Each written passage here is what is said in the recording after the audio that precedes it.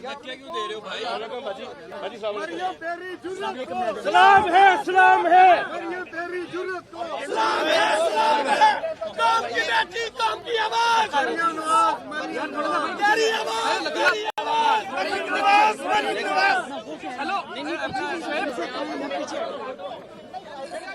Hello, थोड़ा पीछे हो जाए यार, थोड़ा पीछे हो जाए आप प्लीज, थोड़ा पीछे हो जाए। अरे थोड़ा पीछे,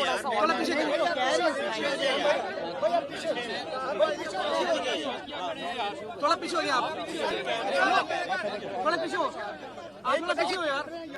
अंसारी मैं थोड़ा पीछे हो जाए। बेटा आप पीछे, इनको आ गया कोई बात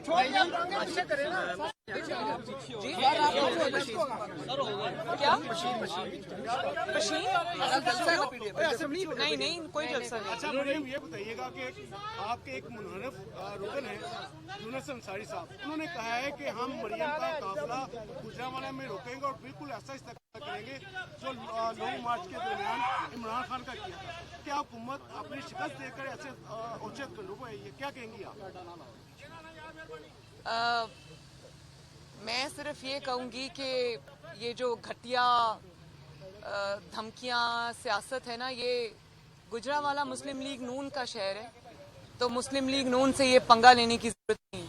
अच्छा मैडम ये बता दीजिएगा कि ये आपने बार बार कहा कि इमरान खान के बड़े जो है वो मुस्तकिल तौर पे कॉल्स कर रहे हैं, तो क्या कोई आपको भी कॉल आई उस हवाले से, या आपके इर्द गिर्द ही कॉल्स आ रही हैं मुस्तकिल तौर के ऊपर, और कॉल्स करके वो कह क्या रहे हैं? मैं ये बात बता चुकी हूँ आपको बहुत बार बता चुकी हूँ। मैं सुनी सुनाई बातें नहीं करती, मैं वो बात करती हूँ जिसका मुझे जाती तौर पे इल्म होता है। अच्छा मैम, यूसुफ रजा गिलानी को पीडीएम ने जो है और आप एक मुतफिका कैंडिडेट बनाया है, ये जस्टिस है, और जो इख्तलाफात की बातें आ रही तो आप क्या समझते हैं कि इस गुड जस्टिस से क्या मैसेज अवाम में या एक खास हल्कों को गया है आपके ये यूनिटी? यूसुफ रजा गिलानी साहब पीडीएम के मुत्तफिका कैंडिडेट हैं और पीडीएम ने ये फैसला किया था कि सेनेट इलेक्शंस में वो अपने मुत्तफिका कैंडिडेट्स लाएंगे भी और एक दूसरे को सपोर्ट भी करेंगे। लेकिन असल में बात ये नहीं, असल में बात ये है कि जो आवाम के ऊपर मुसल्लत किए जा रहे हैं लोग, हमें आवाम के नुमाइंदे होने के नाते से उनका रास्ता रोकना है। और आप ये देखें कि किस किस्म के आवाम के अंदर इस्तराब है, बेचैनी है, एक जिसको कहते हैं कि रिवोल्ट है इस हुकूमत के खिलाफ, क्योंकि महंगाई से वो मारे गए। रोज तेल की, अंडों की, मुर्गियों की, गोश्त की, सब्जियों की, दालों की, पेट्रोल की कीमतें जो है, बिजली की कीमतें बढ़ती हैं। अवाम तो उससे रिवोल्ट कर रहे हैं, लेकिन खुद जो हुक्मरान जमात है उसके अंदर हर सूबे से लोग खड़े हो गए हैं जो इन्होंने टिकटों की तकसीम की है, और जिस तरह पैराशूट से लोग लैंड किए हैं। और मुझे तो हर रोज सुनने को हम ये देखते हैं, मेरी 22 साल जिद्दोजहद है, मेरी 22 साल जिद्दोजहद है। तो 22 साल जिद्दोजहद में क्या एक भी ऐसा इंसान नहीं मिला जो 22 साल से आपके साथ जिद्दोजहद कर रहा है, आप उसको सेनेट का टिकट देते? और इल्जाम आप दूसरी जमातों पे लगाते हैं, आपने मिलियनियर्स और बिलियनियर्स को टिकट्स दिए, इसका क्या मतलब है? मिलियनियर्स और बिलियनियर्स से भी कोई ताल्लुक नहीं है, जिनकी जमात के लिए कोई खिदमात नहीं है, उसका मतलब ये है कि अपने पैसे से वोट खरीदो और आ जाओ सेनेट के अंदर। तो ऐसे लोगों का रास्ता रोकना तो बहुत जरूरी है भाई। मैडम ये बताइएगा कि सेनेट इलेक्शन है तो हॉर्स ट्रेडिंग और पैसे की बड़ी बात हो रही है, तो जाहिर सी बात है पीडीएम ने भी अपनी एक्सपेक्टेशन लगाई हुई है इस नताइज से। क्या एक्सपेक्टेशन से हट के कोई रिजल्ट आता है तो आप उसको एक्सेप्ट करेंगे?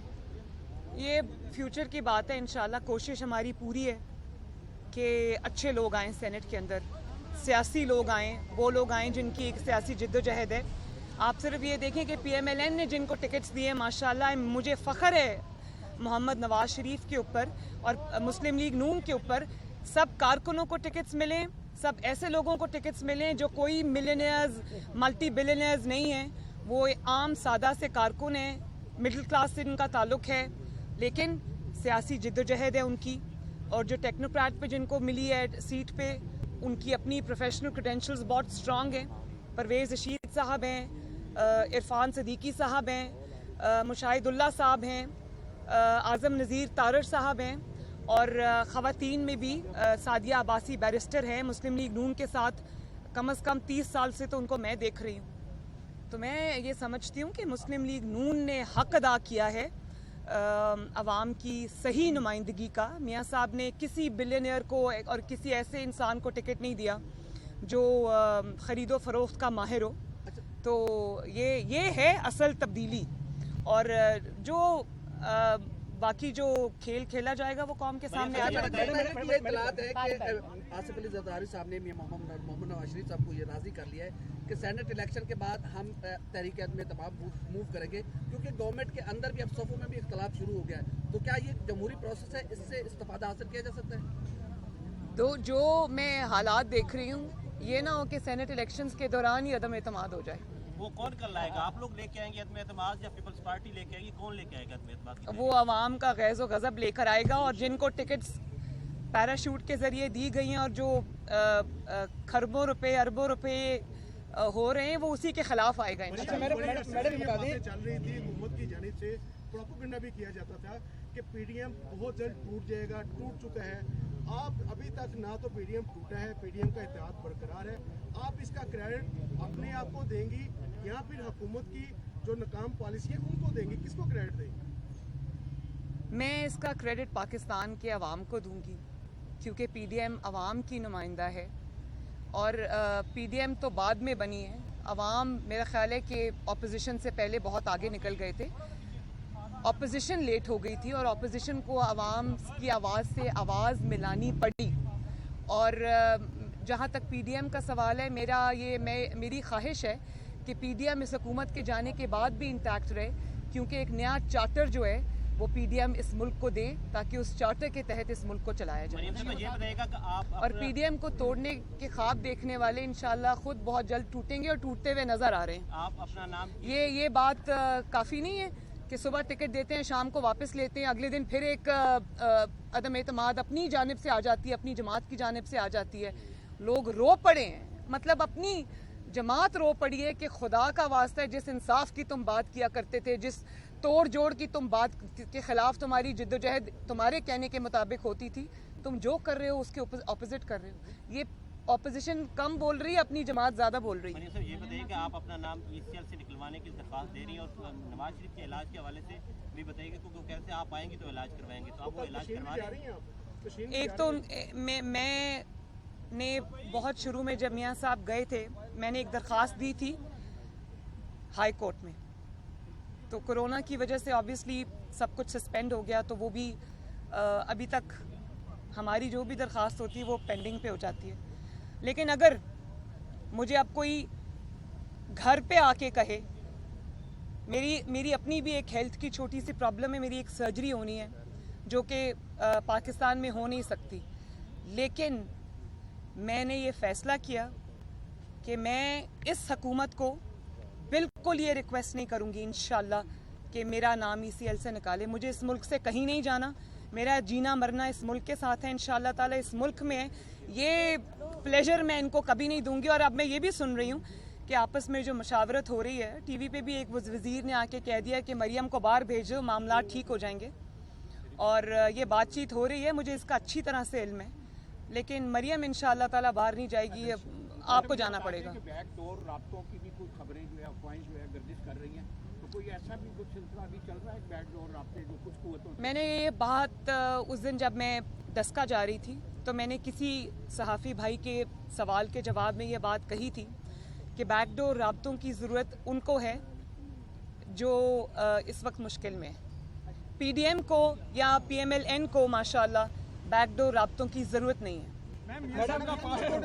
जो सरकारी मुलाजमीन पर शेल गिराए गए इस्लामाबाद में, शेख रशीद की जानब से ये कहा गया कि वो हमने टेस्ट किया था पीडीएम के लिए कि पीडीएम आएगी, उनके लिए तैयार किए गए हैं, इस पर क्या कहें? और धमकी दी भी उन्होंने कि इंसान जो है हैरान होता है कि किस किस्म की बातें ये लोग करते हैं। कल को ये ना कहना शुरू कर दें कि जी जो एटम बॉम्ब है वो अभी पड़ा हुआ है बहुत देर से, तो ज़रा जो महंगाई से पाकिस्तान के अवाम रो रहे हैं, हमने कहा ज़रा चला के देख लें।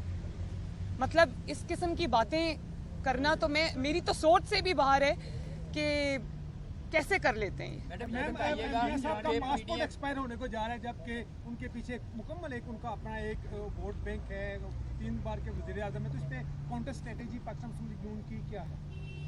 मियाँ साहब वहाँ पर अपने जो भी लीगल उनका जो पॉसिबिलिटीज़ हैं वो ज़रूर कर भी रहे होंगे, उसको एक्सप्लोर दे भी रहे होंगे, लेकिन एक मरियम नवाज शरीफ आपसे नहीं संभाली जाती। नवाज शरीफ को वापस ले आएंगे तो क्या बनेगा? मैडम ये बताएं कि गवर्नमेंट, आप देखती हैं गवर्नमेंट 5 साल पूरे करेगी, कर रही है ज़िमनी इंतखाब में देखा ये जाता है कि इंतजामिया मुलवस होती है धांधली में। आप किस हद तक पूरी उम्मीद है कि आपका ये कैंडिडेट जीतेगा? और दूसरी बात, सेनेट चेयरमैन की पहले जब वोटिंग हुई तो जीत गए, हालांकि ऑपोजिशन को कैंडिडेट नहीं थे। अब आप कितने पूरी उम्मीद है कि सेनेट में चेयरमैन पीडीएम का उम्मीदवार जीत जाएंगे?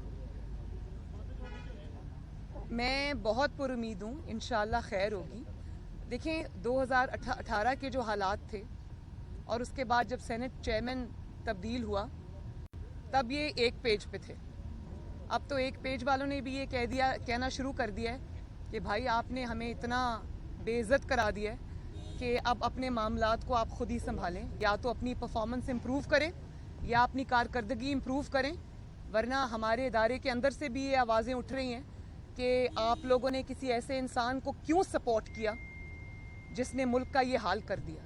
तो अब ये जवाब तो ज़ाहिर है सिलेक्टर्स भी मांग रहे होंगे, वो कह रहे होंगे कि भाई तुम्हारी कारकर्दगी ने हमें भी शर्मिंदा कर दिया। तो जब इस किस्म के हालात हो जाएं तब इलेक्शन चोरी करना अगर इम्पॉसिबल नहीं तो मुश्किल ज़रूर हो जाता है। और मैं खुश हूँ कि सेनेट के इलेक्शंस में जब चेयरमैन सेनेट का इलेक्शन हुआ था उस वक्त बड़ा अफसोस हुआ था कि पाकिस्तान की सियासत क्या शक्ल इख्तियार कर रही है और ये ख़रीदो फ़रोख्त जो होती है, डराना धमकाना जो होता है। लेकिन अब मैं हाइंडसाइट के साथ ये सोचती हूँ कि इस किस्म के वाक़यात अगर मुल्क में ना हों, तारीख़ में ना हों, तो कौमें कभी सबक नहीं सीखती। और अगर ये वाक़या ना होता तो ये इतनी बुरी तरह एक्सपोज ना होते। आज जब ये बात करते हैं कि शो ऑफ हैंड्स होना चाहिए या ओपन बैलेट होना चाहिए, तो आवाम को वो वक्त अभी बहुत दूर नहीं गया, सब याद आ जाता है किस तरह आपने सेनेटर्स को और MPAs को और MNS को फ़ोन करवाए, धमकियां दिलवाई, उनकी फाइल्स खुलवाई, उनके वोट ख़रीदे। एक MPA को फ़ोन गया, हमारे लोगों को फ़ोन गया, किसी को वीडियो कहा कि आपकी वीडियो हमारे पास है, किसी को कहा कि आपकी फ़ाइलें हमारे पास हैं, सब कुछ हमारे पास है। सीधी तरह धोखा दो जमात को। तो ये कर सकते हैं खुफिया तौर पे इधर उधर, लेकिन जमातों को अल्हम्दुलिल्लाह ये तोड़ नहीं सके। जो MPAs हैं, MNAs हैं, अवामी नुमाइंदे हैं, सेनेटर्स हैं, उनको भी इनके साथ डील करना आ गया है। उनको भी ये पता है कि अगर वोट डरा धमका के दिलवाया जाता है तो, लेकिन वो जमात को छोड़ने को वो भी तैयार नहीं है। ज़िमनी इंतखाब के हवाले से मैं ये ज़रूर कहूँगी कि देखें उस दिन डस्का में 13 घंटे मुसलसल मेरी कैंपेन थी, रैली थी। जिस तरह एक छोटा सा जगह है डस्का, जिस तरह अवाम वहाँ पर उन्होंने अपनी सपोर्ट शो की, मेरे ख्याल में अल्हम्दुलिल्लाह उसी दिन वहाँ पर मुझे तो पता चल गया था कि शेर जीत गया। हाँ, अगर आपने कुछ करने की कोशिश की तो ये याद रखना कि ये चीज़ छुपी नहीं रहेगी। गिलगित बल्तिस्तान में आपने तमाम तर धांधली के बावजूद जो आप 1 साल से प्लान कर रहे थे, और वो पूरी मेरे पास वो स्टेप्स हैं जो इन्होंने लिए वहाँ का इलेक्शन चोरी करने के लिए, लेकिन उसके बाद क्या हुआ? 6 सीटें आपको टोटल मिली और मुस्लिम लीग नून के 6-7 बंदे आपने तोड़े GB में। और किसी को, और मुझे ये पता है ज़ाती तौर पे कि किस तरह डराया धमकाया गया उनको। वो साथ के साथ पहली मर्तबा गिलगित बल्तिस्तान के इलेक्शन में, वहाँ इलेक्टेबल्स की सियासत होती है, वहाँ पाकिस्तान की सियासत से बिल्कुल एक डिफरेंट सियासत होती है जो पंजाब की सियासत है या और सूबों की सियासत है। गिलगित बल्तिस्तान के डायनामिक्स बिल्कुल फ़र्क है। तो यकीन करें कि वो जो 6 और 7 मुस्लिम लीग नून के वहाँ पर विनिंग कैंडिडेट्स जो थे उनको तोड़ा, सब के सब हार गए। तो आवाम भी अब लोटों को एक्सेप्ट नहीं करती, और धांधली आप एक हद तक कर सकते हैं। जब आवाम खड़ी हो जाए तो धांधली करना भी मुश्किल हो जाता है। हाउएवर, मैं आज मीडिया के थ्रू ये मैसेज देना चाहती हूँ इंतज़ामिया को भी, जहाँ जहाँ बाई इलेक्शंस हो रहे हैं, चाहे वो वज़ीराबाद हो, चाहे वो डस्का हो, चाहे वो नौशहरा हो, कि मैं ये ब्यूरोक्रेसी को भी, पुलिस को भी, इंतज़ामिया को भी ये मैसेज देना चाहती हूँ कि आप आवाम के खादिम हैं, आप इस मुल्क के खादिम हैं, आप इदारों के लिए काम करते हैं। तो अगर आपने किसी डर या धमकी में आकर या इस खौफ से कि आपको चीफ मिनिस्टर हाउस बुला लिया जाएगा और आपको नौकरी से फारिग कर दिया जाएगा, अगर आपने किसी भी तरह इस हारी हुई जमात तहरीक इंसाफ की आपने मदद करने की कोशिश की, तो याद रखें कि अवाम आपके चेहरे देख भी रहे हैं और पहचान भी रहे हैं। आपको इसका जवाब बहुत सीरियसली बाद में देना पड़ेगा। ये मैं इनको एक मैसेज दे रही हूँ। तो मुझे उम्मीद है कि आप अपने हल्फ से, अपनी नौकरी से, अपने मुल्क से गद्दारी नहीं करेंगे। ये बताइए आज पाकिस्तान में 45-46 ममालिक की जो अफवाज है मुश्तरका अमन मशक़ें कर रही है, हुकूमत इसको अपनी कामयाब खारजा पॉलिसी के सम्राट गिरदान रही है। क्या आप भी समझती हैं कि ये खारजा पॉलिसी के असरात है? क्या ये खारजा पॉलिसी है कौन सी हमारी भाई? हमारे तो दोस्त मुल्क हमसे नाराज़ हैं। वो हमारे तो दोस्त मुल्कों ने हाथ खड़े कर दिए हैं कि ये है आपकी खारजा पॉलिसी। कश्मीर पे आप देख लें, पैसे आप मांगने जाते हैं, आपको वहाँ से पैसे नहीं मिल रहे। सारे जो दोस्त ममालिक पाकिस्तान के साथ यूं खड़े थे और दहाइयों से पाकिस्तान के दोस्त थे, आज आप अपनी नाकाम खारजा पॉलिसी से गंवा बैठे हैं उसको। पूरा का पूरा तवज्जो आपकी ना आवाम की तरफ है, ना महंगाई की तरफ है, ना खिदमत की तरफ है, आपकी ना खारजा पॉलिसी की तरफ है। सब मिल के जब एक ऑपोजिशन पे आपने तवज्जो रखी हुई है और उसमें भी आप नाकाम हो रहे हैं, तो फिर हर महाज पे आपको नाकामी का सामना तो करना पड़ेगा ना। और एक और बात मैं ये कह दूं कि आज मैं कहीं सुबह पढ़ रही थी कि बहुत सारे ब्यूरोक्रेट्स, सरकारी ऑफिसर्स ऐसे हैं जिनको शायद आज कोई नोटिस मिला है, 200-250-300 शायद हैं, और उनको कहा गया है कि आपकी कारकर्दगी अच्छी नहीं है तो आपको निकाल दिया जाएगा, उनको नौकरियों से फारिग कर दिया जाएगा या उनकी जवाब तलबी हो गई है। मैं तो सिर्फ ये कहना चाहती हूँ कि मुझे बहुत तरस आता है सरकारी मुलाजमीन पर भी, ब्यूरोक्रेसी के ऊपर भी, और जो भी इस वक्त हुकूमत का साथ देने पर मजबूर है। एक तो उनकी तनख्वाहें नहीं बढ़ी, महंगाई से वो भी अफेक्टेड हैं। जब वो सड़कों पे आते हैं तो उनको पर शेलिंग होती है, आंसू गैस होती है, लाठी चार्ज होता है। और दूसरा, इमरान हुकूमत की अपनी नालायकी और नाअहली, जिसकी वजह से मुल्क तबाह हाल है इस वक्त, उसका इल्ज़ाम आप ब्यूरोक्रेट्स पे डाल रहे हैं। तो ये तो बड़ी अजीब बात है भाई। तो ब्यूरोक्रेट्स को तो आपने पूछ लिया कि आपको निकाल दिया जाएगा, आपकी कारकर्दगी क्या है? तो जिसकी सबसे 73 सालों में सबसे नाकाम कारकर्दगी है, कारकर्दगी है ही नहीं, जिसका नाम इमरान खान है, उसको कौन निकालेगा? इंशाल्लाह अवाम निकालेगी और बहुत जल्द निकालेगी, क्योंकि अवाम अब इसकी मुतहम्मिल नहीं हो सकती। आखिरी सवाल प्लीज, मैंने निकलना है। दौरे हुकूमत में आपने ये कहा था कि यूसुफ रजा गिलानी और इमरान खान एक हैं, अभी आपने उनको पीडीएम का कैंडिडेट, मैंने तो ये नहीं कहा। इजलास हुआ था, पीडीएम का इजलास हुआ था, उसमें आसिफ जरदारी साहब ने कहा था कि मेरी भी कुछ बातें मान ले। तो पीडीएम उनकी कितनी बातें मान रही है? क्या तमाम बातें उनकी मानी गई? अभी तक तो अफवाम तफहीम से चल रहे हैं। Thank you, thank you.